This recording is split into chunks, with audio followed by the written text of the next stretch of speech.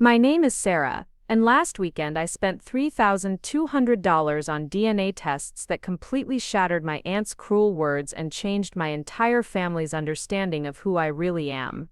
For 26 years, my Aunt Patricia had made me feel like an outsider in my own family, constantly reminding me that I was adopted and didn't truly belong. But what I discovered in those test results didn't just prove her wrong, it revealed a family secret so shocking that it left everyone at our annual reunion speechless. Before we jump back in, tell us where you're tuning in from, and if this story touches you, make sure you're subscribed, because tomorrow I've saved something extra special for you. Growing up in the small town of Millbrook, Ohio, I always knew I was different from the rest of the Morrison family. While my parents David and Linda Morrison had dark hair and brown eyes, I was born with striking red curls and bright green eyes that seemed to come from nowhere in our family tree. My adoption was never a secret. My parents had always been open and loving about it, telling me from the earliest age that they chose me specially when I was just 3 days old. My biological parents had been teenagers who weren't ready to raise a child, and the Morrison family had been trying to conceive for 8 years before they decided to adopt. They made sure I understood that being chosen made me just as much their daughter as if I had been born to them. For the most part, our little family of 3 was incredibly close and happy. My father worked as a high school math teacher, and my mother was a nurse at the local hospital. We weren't wealthy, but we had everything we needed, and more importantly, we had each other. The problem wasn't with my immediate family. It was with my father's sister Patricia, who seemed to take every opportunity to remind me that I didn't share the Morrison blood. Patricia had married into money when she wed Robert Hawthorne, a successful businessman who owned several car dealerships across 3 counties. They lived in a sprawling house on the affluent side of town and had 2 children, my cousins Marcus and Elena, who were both a few years older than me. From my earliest memories, family gatherings at Patricia's house were exercises in subtle cruelty disguised as family bonding. While the other adults would fuss over Marcus and Elena, commenting on how they had Uncle David's nose or Grandma Morrison's chin, Patricia would make pointed observations about how I looked nothing like anyone in the family. When I was 7 years old and proudly showing off a drawing I had made in school, Patricia looked at it dismissively and said, "Well, I suppose artistic talent must come from your real parents' side." The comment stung, but I was too young to fully understand the implication. As I grew older, Patricia's comments became more direct and hurtful. During my sophomore year of high school, when I made the honor roll for the 3rd consecutive semester, she remarked at Sunday dinner, "It's interesting how adopted children sometimes overcompensate academically. I suppose Sarah feels she has something to prove." My parents had immediately shut down the conversation, but the damage was done.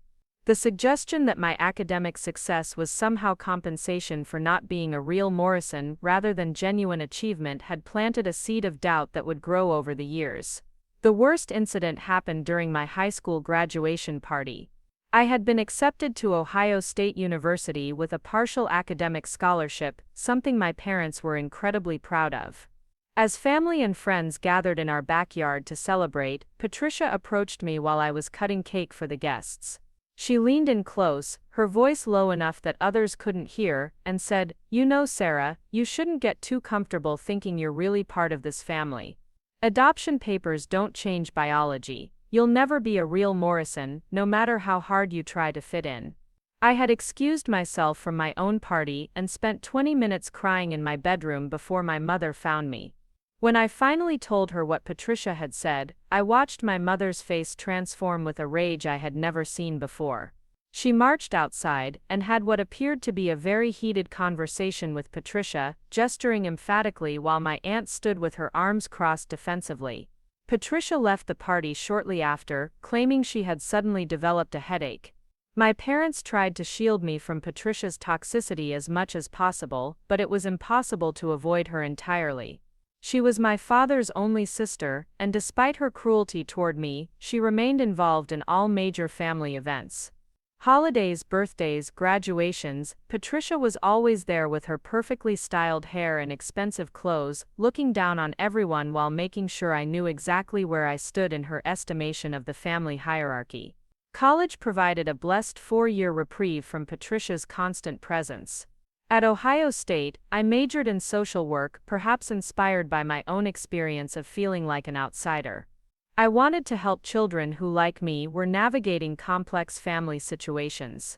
I threw myself into my studies and made wonderful friends who became like a chosen family to me. For the first time in my life, I was surrounded by people who valued me for who I was, rather than constantly reminding me of what I wasn't. During my junior year, I met James Chen in a sociology class, and we quickly became inseparable.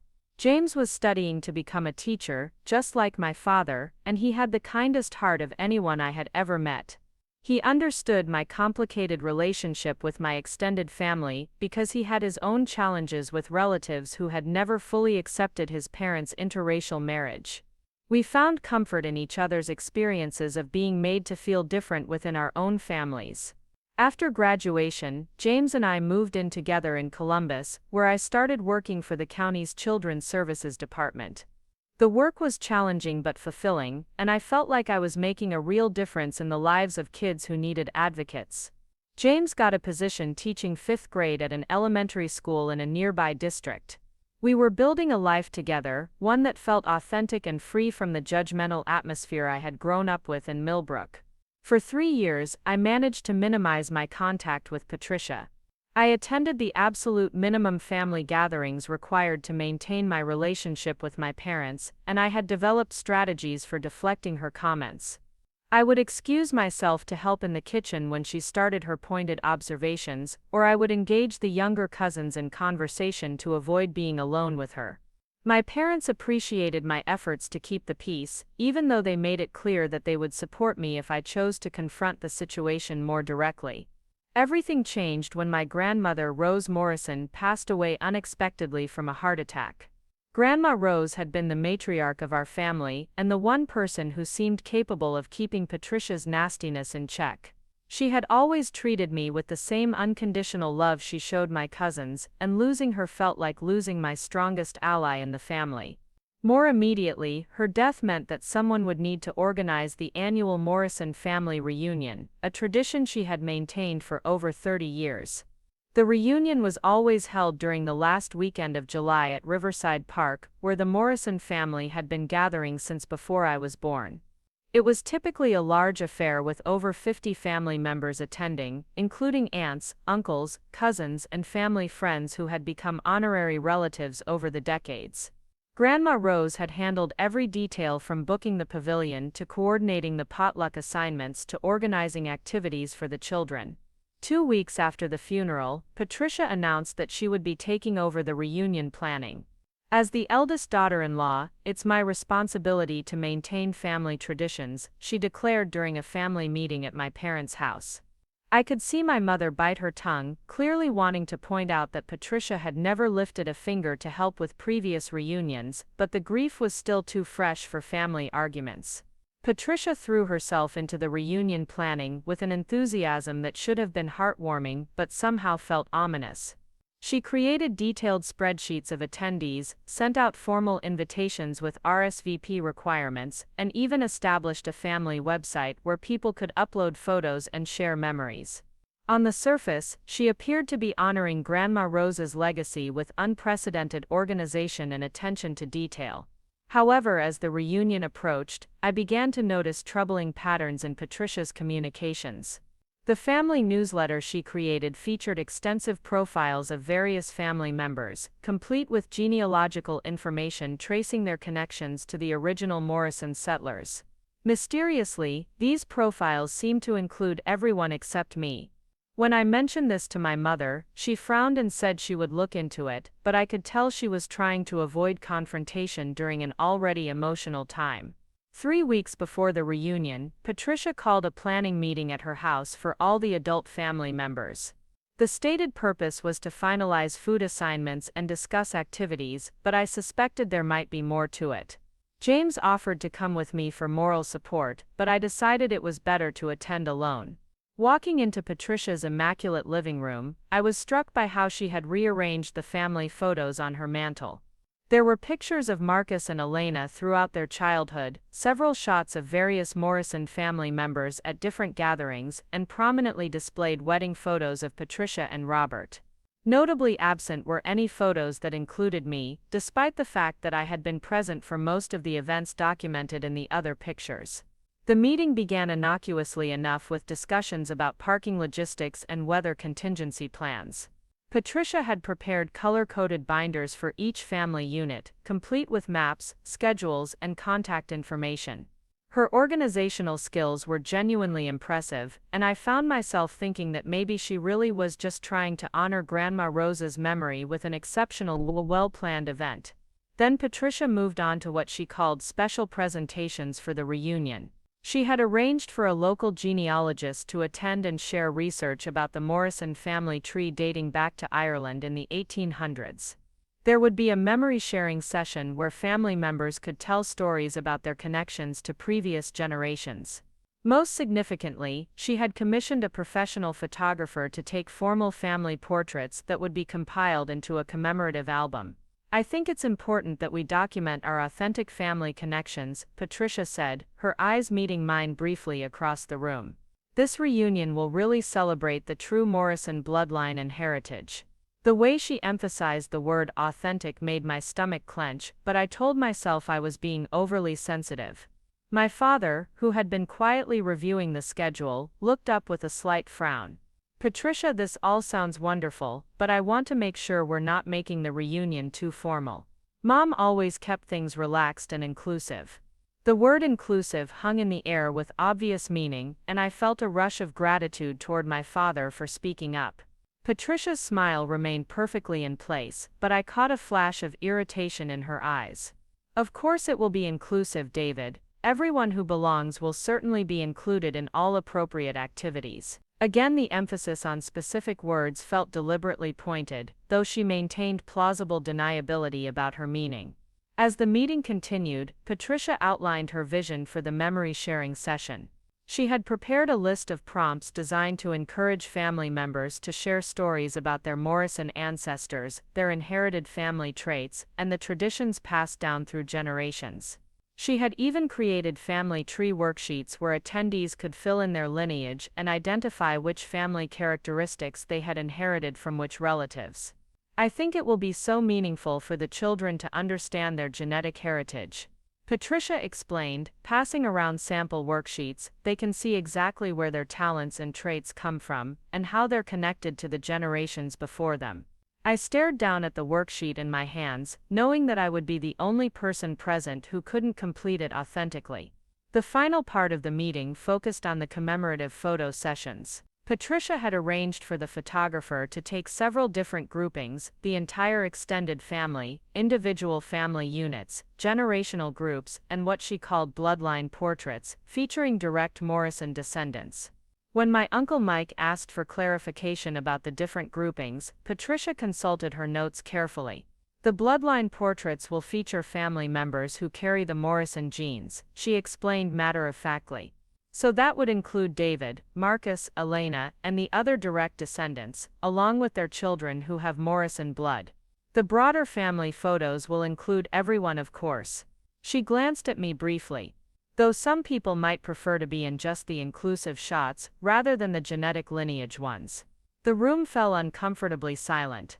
My parents exchanged a look that spoke volumes, and I could see my Uncle Mike shifting awkwardly in his chair. Patricia had managed to create a framework that would publicly exclude me from family photos while maintaining the appearance of offering me a choice in the matter. It was brilliantly cruel and perfectly deniable. My mother finally spoke up, her voice carefully controlled. "Patricia, I think you might be overcomplicating things. Sarah is David's daughter, period. There shouldn't be different categories of family members." Her tone was polite but firm, and I felt another wave of love and gratitude for her unwavering support. Patricia's response was swift and delivered with a saccharine smile. "Oh, Linda, I completely agree that Sarah is part of the family. I just think it's important to be accurate about genetic heritage for future generations. We wouldn't want to confuse the children about actual bloodlines." She paused, allowing her words to sink in.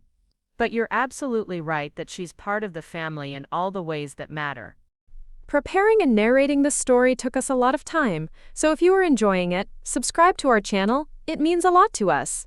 Now back to the story. The phrase "all the ways that matter" was delivered with such subtle condescension that it took my breath away. Patricia had managed to acknowledge my place in the family while simultaneously diminishing it, all while maintaining a veneer of inclusivity that made it difficult to object without seeming oversensitive. I left that meeting feeling more unsettled than I had in years. Patricia had effectively created a reunion framework designed to highlight my outsider status in ways that were subtle enough to be defensible but clear enough to be humiliating. The genealogy presentation would focus on bloodlines I couldn't claim. The memory sharing session would invite stories about inherited traits I didn't possess. The photo sessions would literally separate family members into categories of genetic authenticity. That night I called James and broke down completely. I don't know why I let her get to me, I sobbed into the phone. I'm 26 years old and I'm still letting my aunt make me feel like I don't belong anywhere. James listened patiently as I recounted the meeting, offering comfort and perspective in equal measure. "You know what bothers me most about this?" James said after I had finished explaining Patricia's reunion plans. "It's not just that she's being cruel to you, she's also disrespecting your parents' choices and your grandmother's memory. Grandma Rose never made you feel different, did she?" He was right. Grandma Rose had always treated me exactly the same as my cousins, never once suggesting that my adoption made me less of a Morrison. Over the next week, I found myself obsessing over the upcoming reunion. I considered various ways to handle the situation, from simply skipping the event to confronting Patricia directly about her behavior. Neither option felt right. Skipping would hurt my parents and allow Patricia to win by default. Confronting her would create family drama during an event meant to honor Grandma Rose's memory. Then I had an idea that initially seemed crazy but grew more appealing the more I thought about it. What if I could prove once and for all that Patricia's obsession with bloodline authenticity was not only cruel but potentially misguided? What if there were family secrets that even she didn't know about? I had always been curious about my biological parents, though I had never felt compelled to search for them actively. My adoption had been closed and my parents only knew basic information. My birth mother was 17, my birth father was 19, and they were both from Ohio. I had been born in Columbus and placed for adoption through a Catholic charity that had since closed. For years I had told myself that I didn't need to know more because I had a family who loved me. But Patricia's constant emphasis on genetic heritage and bloodlines had planted a seed of curiosity that was beginning to grow into determination. What if I could learn something about my biological background? What if there were surprises in my genetic makeup that would challenge Patricia's narrow definition of family authenticity? What if I could turn her own emphasis on genetics back on her in a way she never expected? The more I thought about it, the more the idea appealed to me. I had seen advertisements for DNA testing services that could reveal ethnic heritage, genetic traits, and even connect people with unknown relatives. The cost was relatively modest and the process seemed straightforward. Most importantly, it would give me concrete information about my background that I could present at the reunion if Patricia decided to make genetics the central theme of our family gathering. I decided to take action without telling anyone, not even James or my parents. I ordered DNA test kits from 3 different companies to ensure comprehensive results: Ancestry DNA, 23andMe, and MyHeritage. I figured that multiple tests would give me the most complete picture possible of my genetic background. The total cost was just over $300, money I could easily afford from my savings. When the kits arrived, I followed the instructions carefully, providing saliva samples and completing the required paperwork. As I sealed the return packages, I felt a mixture of excitement and nervousness. For the first time in my life, I was going to have definitive information about my genetic heritage. Whatever the results showed, I would finally have facts rather than questions about my biological background. The waiting period for results was supposed to be 6 to 8 weeks, which would bring me right up to the reunion date. I tried not to think about it too much, focusing instead on work and my relationship with James. But as the weeks passed, I found myself checking my email obsessively for notifications from the testing companies. Meanwhile, Patricia continued her reunion preparations with increasing intensity. She sent weekly updates to the entire family, featuring historical research about Morrison ancestors, detailed activity schedules, and reminders about photo session requirements. Each communication seemed designed to emphasize the importance of genetic heritage and family bloodlines, reinforcing the narrative that true family membership required biological connection. 2 weeks before the reunion, my first results came back from Ancestry DNA. I opened the email at work during my lunch break, my hands shaking as I navigated to the website. What I saw made me gasp audibly, causing my coworker Jennifer to look over with concern. My genetic ethnicity estimate showed significant Irish heritage, which wasn't surprising given my red hair and green eyes. But there were also substantial percentages of Scottish, German, and English ancestry. More interestingly, the DNA matches section showed hundreds of potential relatives, including several close matches that suggested recent family connections. The most intriguing part was a section called Throughlands that attempted to construct family trees based on DNA connections and user-submitted genealogical information. According to the analysis, I had genetic connections to several families in Ohio dating back multiple generations. Some of the family names looked familiar, though I couldn't immediately place where I might have encountered them. I spent the rest of my lunch break exploring the DNA match list, noting several people with surnames I recognized from my childhood in Millbrook. It seemed likely that my biological parents had local connections, which made sense given that I had been born in Columbus and adopted through an Ohio agency.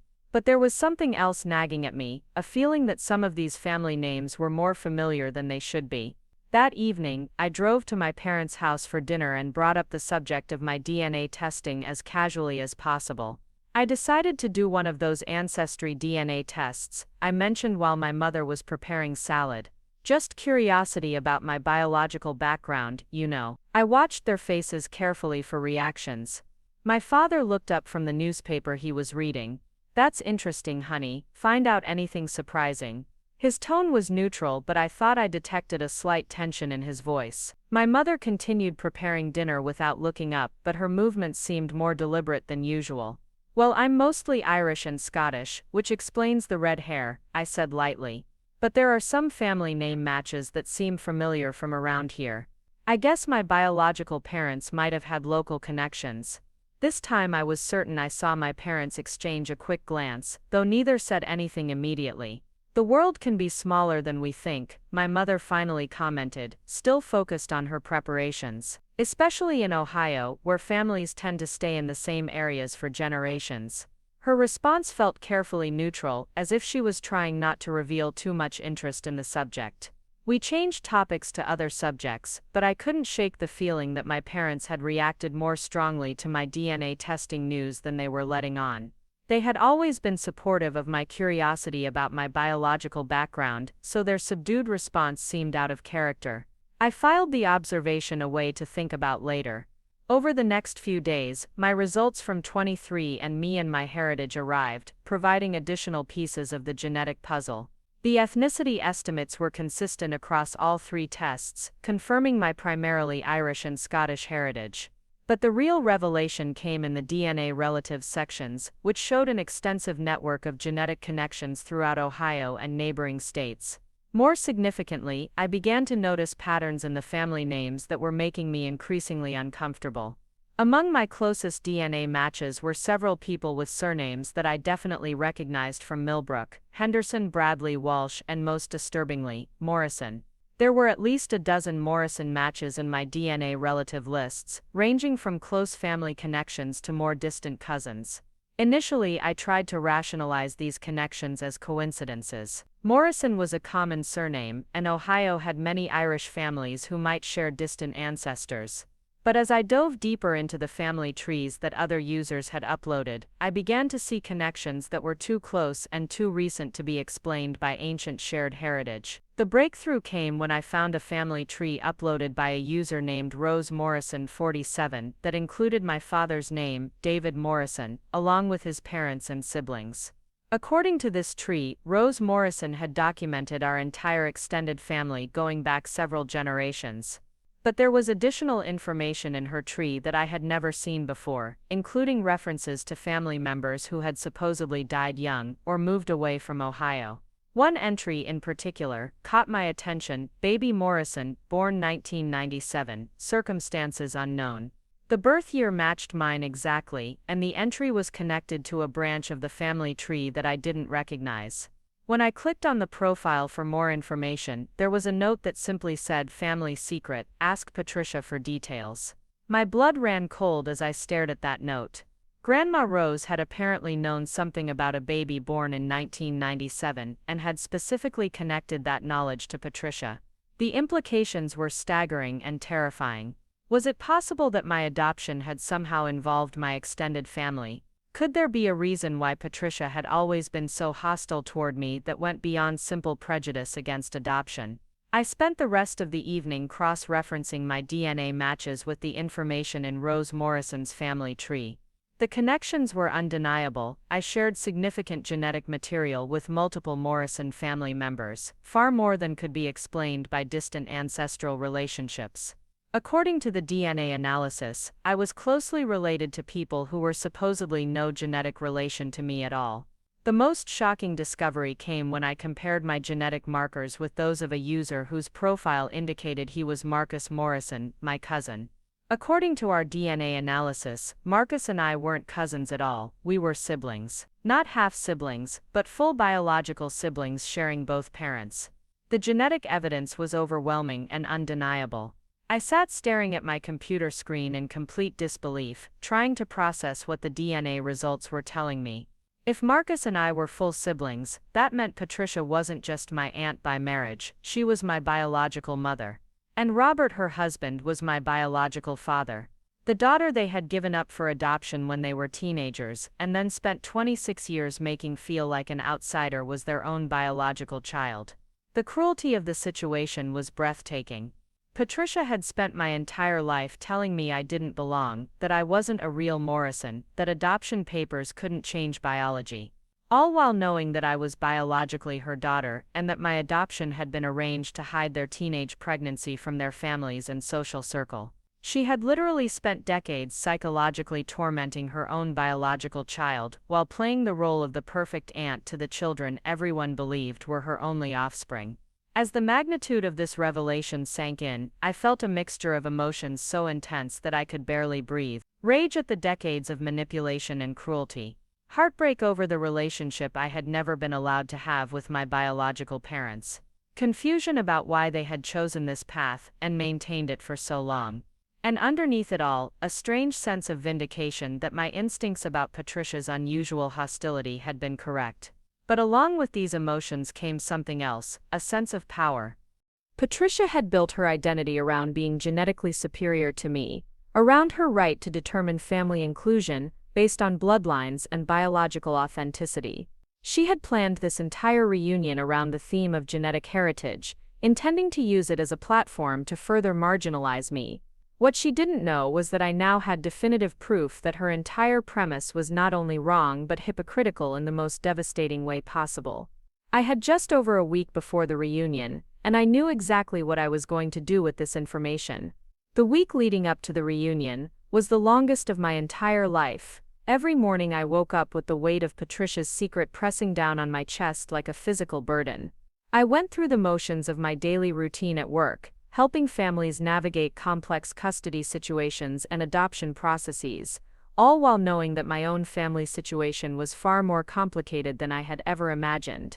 The irony wasn't lost on me that I spent my days advocating for children in situations involving family secrets and hidden truths, while I was living in the middle of the biggest family deception I could have conceived. Every case I worked on seemed to mirror elements of my own story in ways that made concentrating almost impossible. When a teenage mother came in to discuss adoption options, I found myself wondering if she would someday treat her biological child the way Patricia had treated me. When I helped a family through the disclosure of long-held secrets, I imagined what it would feel like to reveal what I knew to my own family. James noticed my distraction immediately. During dinner 3 nights before the reunion, he set down his fork and looked at me with concern.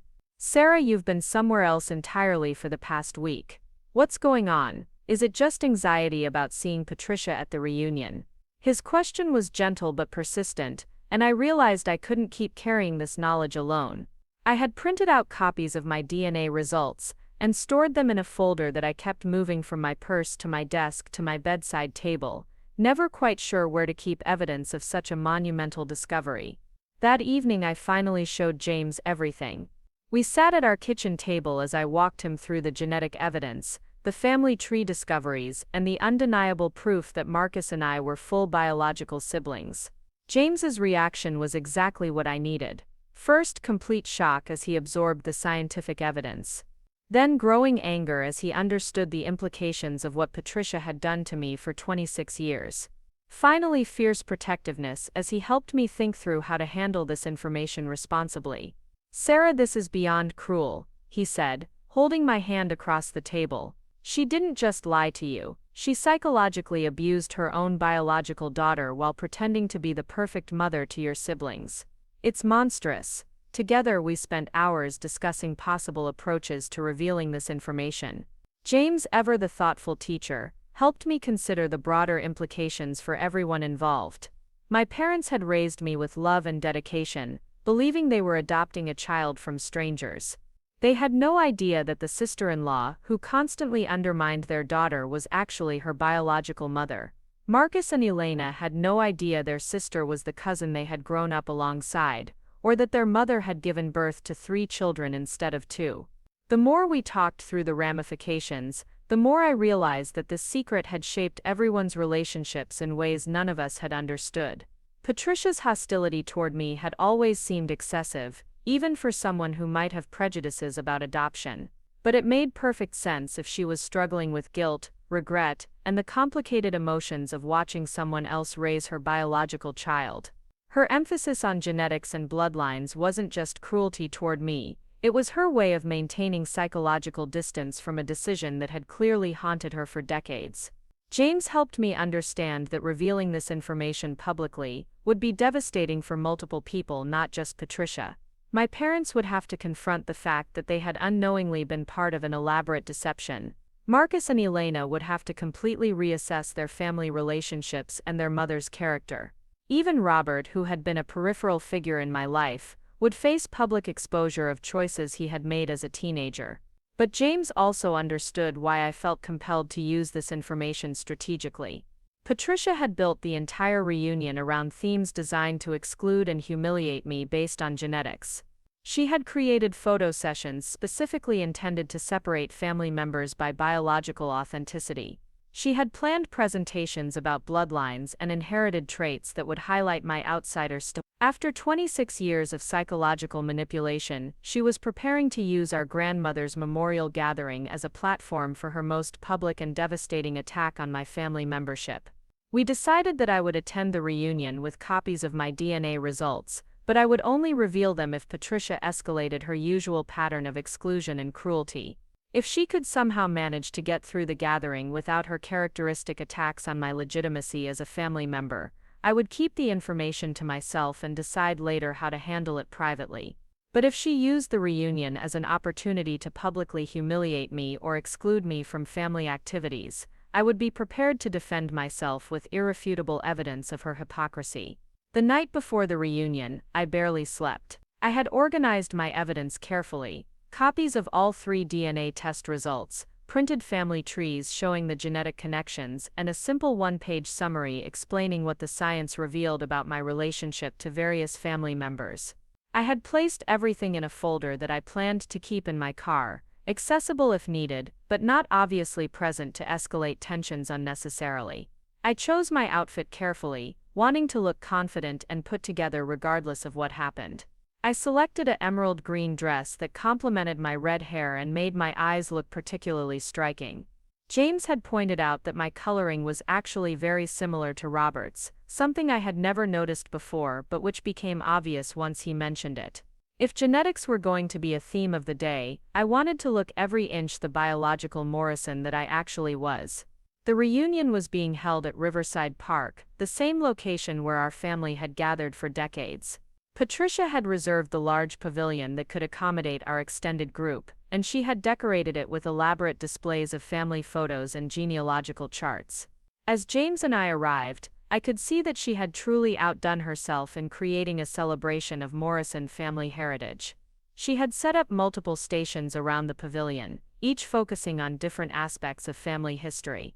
There was a memory-sharing area with comfortable seating where people could tell stories about deceased relatives. A genealogy display featured large poster boards showing family trees going back several generations. Most prominently, she had created what she called a genetic heritage showcase with photos of family members organized by the traits they had inherited from various ancestors. The professional photographer Patricia had hired was already circulating among early arrivals, taking candid shots and organizing people for the formal portraits she had planned. I watched her directing him toward specific groupings of people, clearly implementing her plan to separate family members into different categories for the commemorative photos. My parents arrived shortly after we did, and I could see my mother surveying Patricia's elaborate setup with barely concealed irritation. "She's really gone overboard with this genetics theme," my mother murmured to me as we approached the pavilion. "Your grandmother would have hated all this emphasis on bloodlines and heritage. She always said family was about love, not DNA."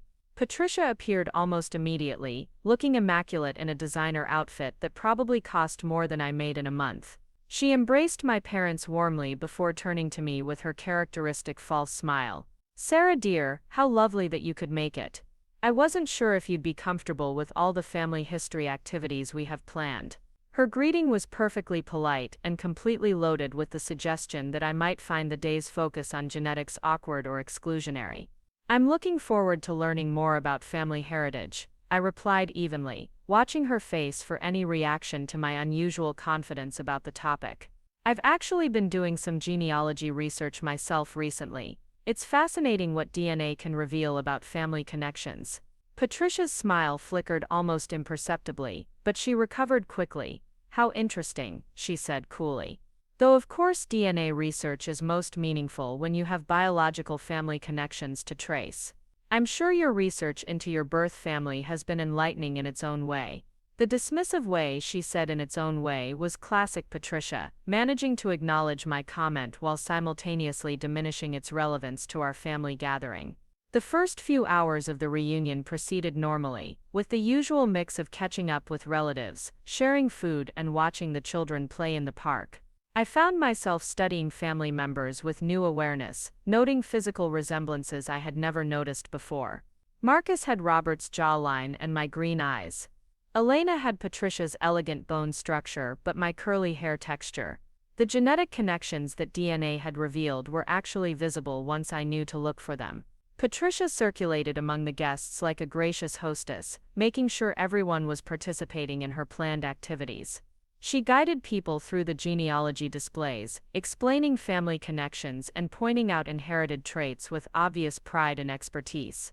I watched her interact with Marcus and Elena, noting the easy affection between them, and wondering how she reconciled her love for them with her cruelty toward me.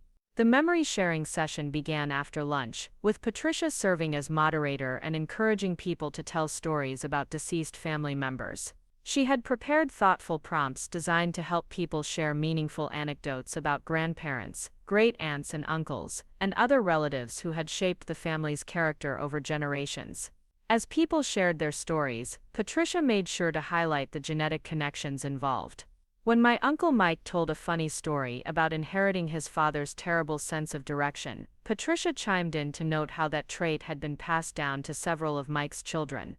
When my cousin Jennifer shared memories of her grandmother's legendary cooking skills, Patricia pointed out how Jennifer had clearly inherited that same culinary talent through her biological connection. The emphasis on inherited traits and genetic connections was constant and deliberate, creating exactly the atmosphere of exclusion that I had anticipated. Every story reinforced the theme that meaningful family characteristics came through biological inheritance, something that adoption could never replicate. I sat quietly through most of the session, feeling the familiar sting of being subtly marginalized while maintaining my outward composure. Then Patricia turned to me with her most innocent expression. "Sarah, would you like to share any memories of Grandma Rose? I know she was always so kind to you, even though you didn't have the same biological connection to share family traits with her." The comment was delivered with perfect sweetness, but its implication was unmistakable. Even my relationship with Grandma Rose was somehow less authentic because we didn't share DNA. I took a deep breath, feeling the weight of my hidden knowledge like armor around my chest. Actually, Patricia, I think Grandma Rose and I had more in common than anyone realized, I said carefully. Sometimes the strongest family connections come from unexpected places. My response was intentionally vague, but I could see Patricia's eyes narrow slightly as she tried to interpret what I meant. The afternoon progressed with Patricia's planned genealogy presentation, delivered by the local historian she had hired for the occasion. The presenter walked through several centuries of Morrison family history, complete with maps showing migration patterns from Ireland to Ohio, and detailed charts showing how various family branches had developed over time. It was genuinely interesting information, but Patricia made sure to emphasize repeatedly how these bloodlines connected to current family members. It's remarkable how genetic traits persist across generations, the historian noted, pointing to photos of family members from different eras who shared similar physical characteristics. You can see the same eye color, bone structure, and hair texture appearing throughout the Morrison lineage. Patricia nodded enthusiastically, clearly delighted with how perfectly the presentation supported her themes about biological authenticity. As the formal presentations concluded, Patricia announced that it was time for the commemorative photo sessions. She had created a detailed schedule for different groupings, starting with individual family units and building up to larger extended family portraits. The photographer began organizing people according to Patricia's predetermined categories, and I watched with growing tension as her exclusionary plan began to unfold. The first photos included everyone, taken in various arrangements around the pavilion. These were the inclusive shots Patricia had mentioned, designed to document the gathering without regard to biological relationships. I participated in these normally, standing with my parents and James among the broader group of family and friends. Then Patricia announced the shift to what she called heritage portraits that would focus on documenting genetic family connections for future generations. These photos will show the true Morrison bloodline, she explained to the photographer loudly enough for everyone to hear. They'll be treasured by future generations who want to understand their biological heritage. As the photographer began organizing people for the bloodline portraits, Patricia made a show of consulting her detailed notes about family relationships. She directed Marcus and Elena to prominent positions in the group, along with my father, Uncle Mike, and other direct Morrison descendants. She carefully positioned people according to their genetic proximity to the original Morrison ancestors, creating a visual hierarchy based entirely on biological authenticity.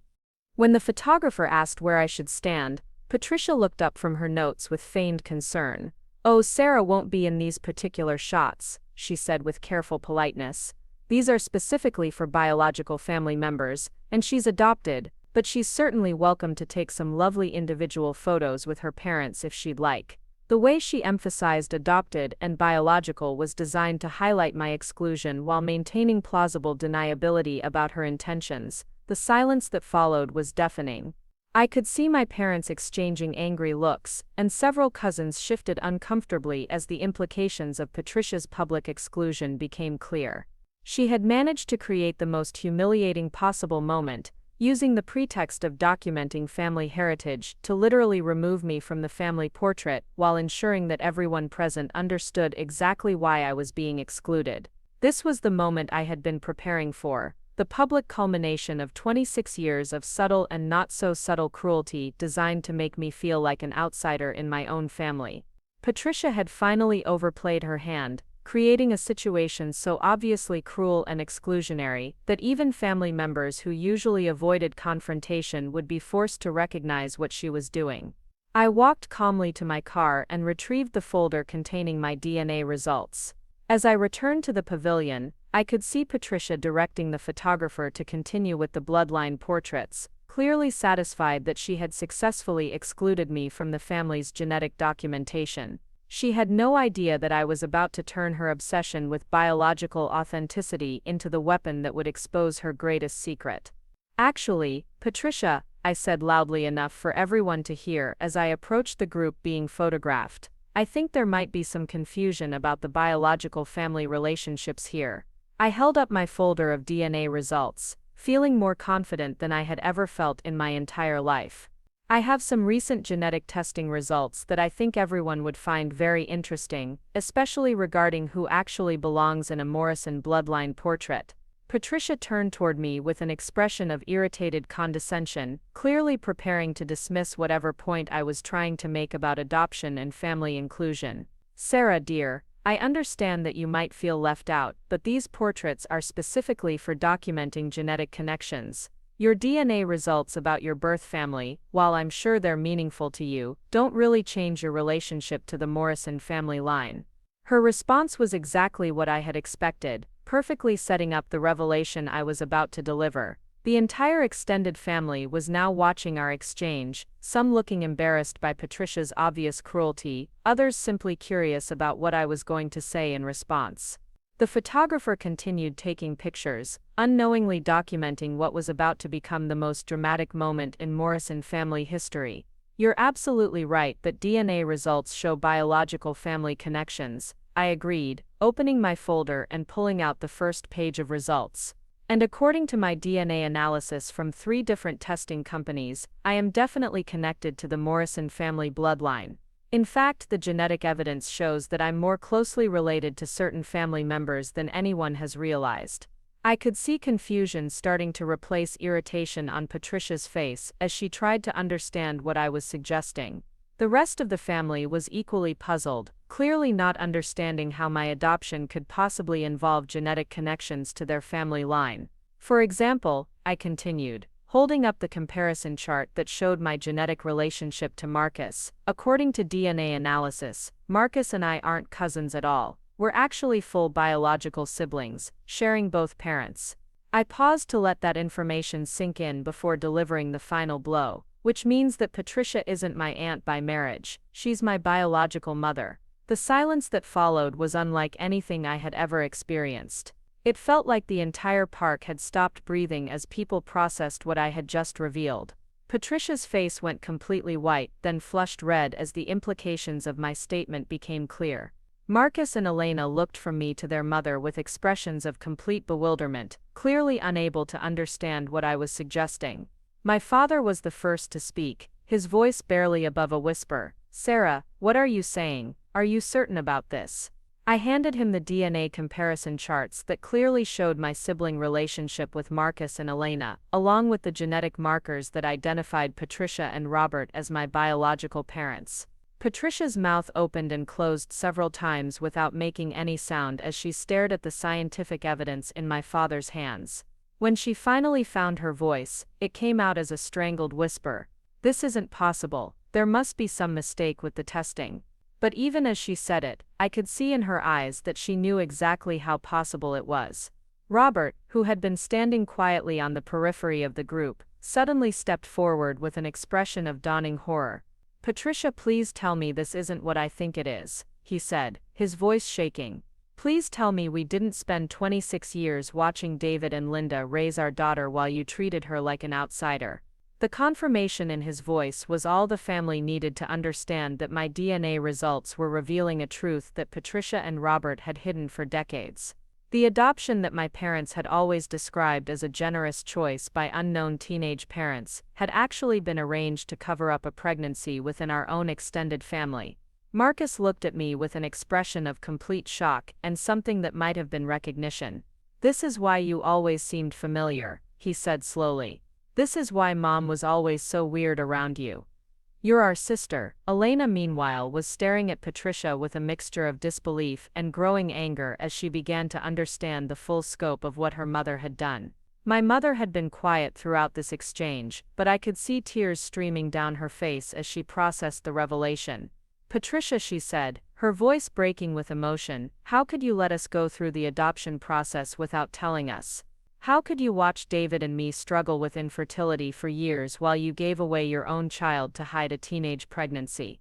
Patricia seemed to crumble under the weight of everyone's stares and questions. "It wasn't supposed to be like this," she said weakly. "We were just kids. My parents would have disowned me if they found out. Robert's family would have cut him off financially. We thought it would be better for everyone if the baby went to a good family and we could start fresh. But we weren't just any good family." My father said, his voice growing stronger and angrier with each word. We were your family. You let us adopt your daughter and then spent her entire childhood making her feel like she didn't belong with us. Do you understand Yes. how sick that is? The photographer, who had been standing frozen with his camera during this entire exchange, finally lowered his equipment and backed away from what was clearly a private family crisis. Other family members were whispering among themselves, some crying, others arguing quietly about what they had just witnessed. Uncle Mike stepped forward, his face red with anger. Patricia, this explains so much about your behavior over the years. We all thought you just had problems with adoption in general, but you were psychologically torturing your own biological child. That's beyond cruel, that's pathological. Elena suddenly spoke up, her voice sharp with hurt and anger. Mom, how could you do this to Sarah? How could you do this to us? We grew up thinking our sister was our cousin, and you made us complicit in treating her like an outsider. The pain in her voice was heartbreaking, and I realized that this revelation was devastating for my siblings as well as for me. Patricia tried to defend herself, but her explanations only made things worse. I did what I thought was best at the time. We were teenagers with no money and no support. I thought Sarah would have a better life with David and Linda than she would have had with us. Her voice grew more desperate as she continued. And she did have a good life. They were wonderful parents to her.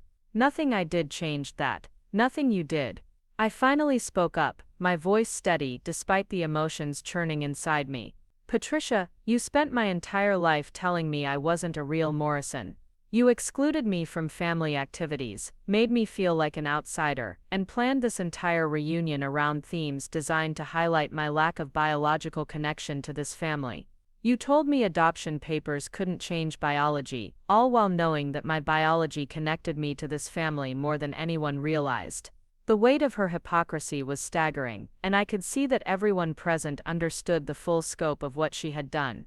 She hadn't just hidden a teenage pregnancy or arranged a private adoption, she had spent decades psychologically abusing her own biological daughter while maintaining a facade of family respectability. James, who had been standing supportively beside me throughout this entire confrontation, finally spoke up. Mrs. Hawthorne, what Sarah is trying to help you understand is that your behavior toward her was never about protecting family interests or maintaining appropriate boundaries. It was cruelty, pure and simple. And the fact that she was your biological daughter makes it even more inexcusable.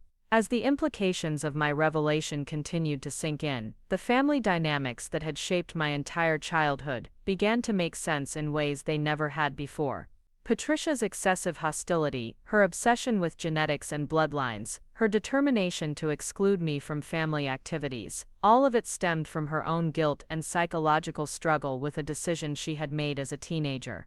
But understanding her motivations didn't excuse what she had done to me, and it certainly didn't excuse her decision to use our grandmother's memorial gathering as a platform for her most public and humiliating attack on my family membership. She had finally pushed too far, and the secret she had spent 26 years protecting was now exposed for everyone to see. The reunion that was supposed to celebrate Morrison family heritage had become something entirely different, a reckoning with decades of deception and the revelation that family connections are far more complicated than anyone had imagined. The aftermath of my revelation created chaos unlike anything the Morrison family had ever experienced.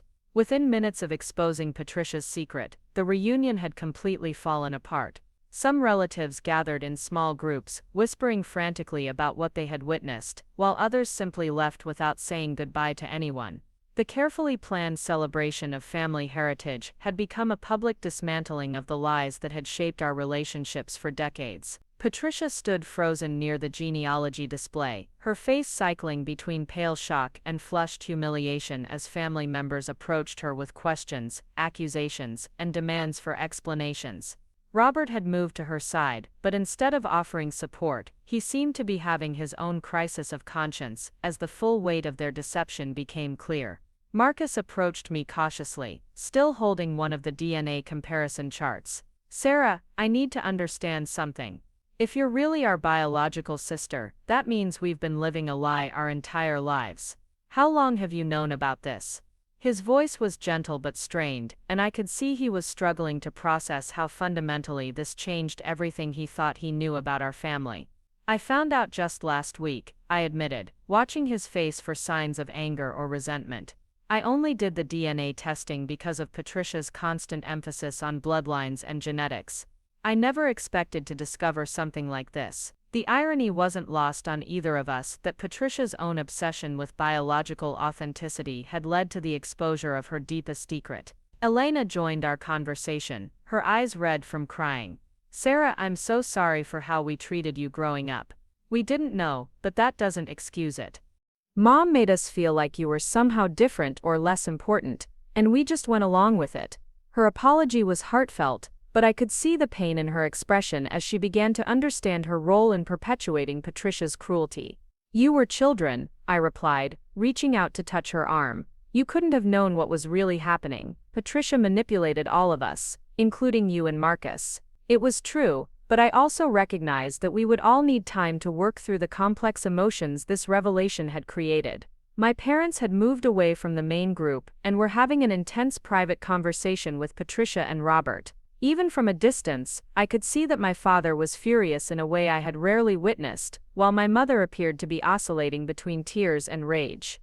They had spent 26 years believing they were helping unknown teenagers while raising a child who needed a loving home, only to discover they had been unknowing participants in an elaborate family deception. Uncle Mike approached me with an expression of deep concern. "Sarah, I want you to know that some of us suspected something wasn't right about Patricia's attitude toward you over the years. I should have said something sooner, but I thought it was just her personality conflict with adoption in general. I never imagined it was this personal." His admission made me wonder how many other family members had noticed Patricia's unusual behavior, but chosen not to intervene. The professional photographer had packed up his equipment and left without completing the planned portrait sessions, clearly recognizing that the family gathering had devolved into something far too private and painful for documentation. The genealogy displays that Patricia had so carefully prepared remained scattered around the pavilion like monuments to the deception that had finally been exposed. As the initial shock began to wear off, practical questions started emerging. My cousin Jennifer approached hesitantly with concerns about how this revelation would affect family relationships going forward. "Sarah, what happens now? I mean, legally you're David and Linda's daughter, but biologically you're Patricia and Robert's child. How do we navigate family relationships with this information?" It was a fair question that I hadn't fully considered myself. The DNA results had revealed biological truth, but they couldn't undo 26 years of lived relationships and emotional bonds. My parents had raised me with love and devotion, creating the family connections that truly mattered. But this information also meant that Marcus and Elena were my biological siblings, and that Patricia and Robert were responsible for choices that had shaped my entire life. James had been quietly supportive throughout the confrontation, but I could see he was also processing the broader implications of what we had learned. "This explains so much about the family dynamics I've observed since we've been together," he said softly. "Patricia's behavior toward you always seemed excessive, even accounting for prejudice about adoption. But if she was struggling with guilt and regret about giving up her biological child, it makes sense that she would try to maintain psychological distance through cruelty." His insight was probably accurate, but understanding Patricia's motivations didn't excuse the decades of psychological manipulation she had inflicted. If anything, knowing that she was my biological mother made her treatment of me even more inexcusable. She had chosen to give me up for adoption, which was her right as a teenager facing a difficult situation. But she had also chosen to spend my childhood making me feel unwanted and illegitimate, which was unconscionable under any circumstances. The conversation between my parents and Patricia was becoming increasingly heated, with voices raised enough that other family members could hear fragments of their exchange. 26 years, Patricia, my father was saying, his voice shaking with anger. "You watched us struggle with infertility, go through the adoption process, and raise your daughter while you made her feel like she didn't belong anywhere. How could you live with yourself?" Patricia's response was defensive and desperate. "We thought it was better this way. If we had told you the truth, it would have complicated everything. Sarah got loving parents, we could move on with our lives, and everyone would be happy." Her justification revealed a stunning lack of understanding about the psychological damage she had caused through her subsequent behavior. My mother's voice was sharp with pain and fury. Better for who, Patricia? Better for you and Robert maybe, but not better for Sarah. Not better for us.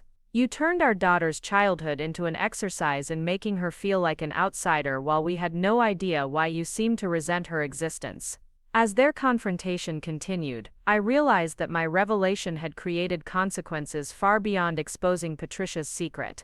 The entire family would need to reconfigure relationships and rebuild trust that had been shattered by decades of deception. Some relatives would probably choose sides, while others might struggle to maintain connections with everyone involved. Marcus had been listening to our parents' argument with growing distress. "This is insane," he said, running his hands through his hair. "Our whole childhood makes sense now, but in the worst possible way. Mom always treated Sarah differently, and we thought it was just her being particular about family boundaries. We never questioned why she seemed to dislike our cousins so much." Elena nodded in agreement, her anger toward Patricia becoming more pronounced. "Remember how Mom would always find reasons why Sarah couldn't participate in family traditions, or why she shouldn't be included in certain activities? We thought she was being protective of family heritage, but she was actually trying to exclude her own biological daughter from family life." Their growing understanding of how Patricia's deception had shaped our childhood relationships was both validating and heartbreaking. They were beginning to see our shared experiences through a completely different lens, recognizing patterns of exclusion and manipulation that had seemed normal at the time. Robert finally broke away from the heated conversation with my parents and approached me directly. His face was haggard with what appeared to be genuine remorse and regret. "Sarah, I know there's nothing I can say that will make up for what we did, but I need you to know that giving you up for adoption was the hardest decision we ever made. We were just scared kids who thought we were doing the right thing." I studied his face, looking for signs of the manipulation and calculation that had characterized Patricia's behavior over the years. Instead, I saw what appeared to be authentic pain and regret. "Robert, I understand that you were young and in a difficult situation. What I don't understand is why you both chose to make my childhood so painful. You could have maintained distance without being cruel." He nodded, acknowledging the validity of my point. "You're right, and I take full responsibility for not stopping Patricia's behavior toward you over the years. I told myself that she was just protecting our secret, but I knew her treatment of you was wrong. I was a coward who prioritized protecting our reputation over protecting our daughter's emotional well-being." His admission was more honest than anything Patricia had offered, and I found myself feeling a complex mixture of anger and sympathy toward him. He had made terrible choices as both a teenager and an adult, but at least he seemed capable of acknowledging the harm those choices had caused. The reunion was clearly over, with most extended family members having departed to process what they had witnessed in private. The pavilion that had been decorated so carefully with celebrations of Morrison family heritage now felt like the scene of a family implosion, with scattered papers and abandoned food bearing witness to the chaos that had unfolded. My parents approached me as Patricia and Robert gathered their belongings to leave. "Sarah, we need to talk about all of this, but not here," my mother said, her voice still shaky with emotion. "Would you and James like to come over for dinner tonight? We have a lot to process together." I agreed, recognizing that we would all need time and privacy to work through the implications of what had been revealed. As Patricia prepared to leave, she made one final attempt to approach me. "Sarah, I know you probably hate me right now, and I understand why. But I want you to know that everything I did was because I thought it was best for everyone involved." Her voice was subdued, lacking the confident superiority that had characterized her interactions with me for decades. I looked at her for a long moment, feeling surprisingly calm despite the magnitude of what had just occurred. "Patricia, what you thought was best was maintaining a lie that required you to psychologically abuse your own biological daughter for 26 years. If you can't understand why that was wrong, then we have nothing more to discuss." She flinched at my directness but didn't attempt to argue further. As she walked away with Robert, I felt a strange sense of closure rather than vindication. The truth was finally out, and the power dynamic that had defined our relationship for my entire life had fundamentally shifted over the following weeks. The fallout from the reunion revelation continued to reshape our family relationships in ways both predictable and surprising. Marcus and Elena reached out immediately, eager to build the sibling relationship we had never been allowed to have. They shared stories about their childhood observations of Patricia's treatment of me, expressing guilt about their inability to recognize what was really happening. My parents struggled with complex emotions about the deception they had unknowingly participated in, but their love and support for me never wavered. If anything, learning the truth about my biological origins seemed to strengthen their resolve to protect me from further harm. They began setting firm boundaries with Patricia, making it clear that any future family contact would depend on her acknowledgement of wrongdoing and commitment to changed behavior. The extended family was divided in their reactions, with some relatives expressing outrage at Patricia's deception, while others seemed more concerned about maintaining family unity than addressing the harm that had been caused. A few family members reached out to me privately to share their own observations about Patricia's behavior over the years, confirming that her treatment of me had been noticed and questioned by people who hadn't felt empowered to intervene. Patricia herself seemed to withdraw from family activities entirely, apparently unable to face the consequences of her exposed deception. According to reports from other relatives, she had initially tried to maintain that her behavior toward me had been justified by the complicated circumstances of my adoption.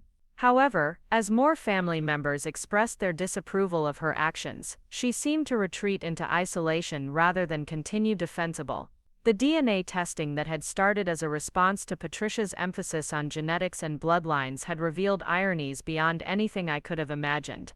Her obsession with biological authenticity had led to the discovery that I was actually more genetically connected to the Morrison family than she had ever acknowledged. Her cruel exclusion of me from family activities based on adoption status had been exposed as hypocritical manipulation by my own biological mother. 6 months after the reunion, our family had settled into new patterns of interaction that reflected the truth about our relationships rather than the lies that had previously shaped them. Marcus, Elena, and I were building genuine sibling connections, sharing experiences and perspectives that had been impossible when we believed we were merely cousins. My parents had processed their complex emotions about the deception and emerged with an even stronger commitment to our family bond. Perhaps most significantly, I had finally found peace with questions about my identity and belonging that had haunted me since childhood. Patricia's constant reminders that I wasn't a real Morrison had been replaced with definitive proof that I was as biologically connected to the family as anyone. But more importantly, I had learned that family membership isn't determined by genetics alone. It's created through love, commitment, and the choice to treat each other with respect and kindness. The $3,200 I had spent on DNA testing had purchased far more than genetic information. It had bought the truth about my origins, the end of decades of psychological manipulation, and the beginning of authentic relationships based on honesty rather than deception. Patricia's attempts to exclude me from family heritage had backfired spectacularly, proving that sometimes the best response to cruelty is simply revealing the truth. Looking back, I recognize that confronting Patricia publicly at the reunion was a risk that could have backfired if the DNA results had been different. But the scientific evidence was irrefutable, and her own emphasis on genetics and bloodlines had created the perfect context for revealing her hypocrisy. She had spent years telling me that adoption papers couldn't change biology, never knowing that biology would ultimately prove she was wrong about everything. The family reunion that was supposed to celebrate Morrison heritage became instead a lesson about the difference between genetic connection and authentic family relationships. Patricia had tried to use DNA as a weapon to exclude me, only to discover that DNA actually proved my belonging beyond any doubt. But the real victory wasn't genetic, it was finally being free from the psychological manipulation that had shaped my childhood and finding my place in a family that valued truth over deception. Up next, you've got 2 more standout stories right on your screen. If this one hit the mark, you won't want to pass these up, just click and check them out.